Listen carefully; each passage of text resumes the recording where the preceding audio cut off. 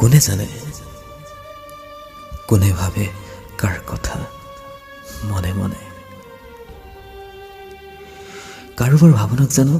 বাধা দি ৰাখিব পাৰি ভাৱনাবোৰতো স্বয়ংক্ৰিয়ভাৱে হয়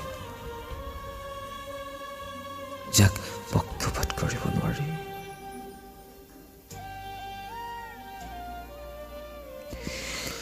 গোটেই জীৱন একেলগে থকাৰ প্ৰতিশ্ৰুতি দিয়াৰ পিছতো আন কাৰোবাৰ সপোন পূৰাবলৈ বুলি গুচি যায়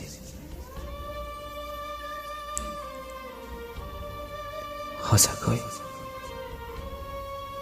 ভাল পোৱাৰো নাই একো মূল্য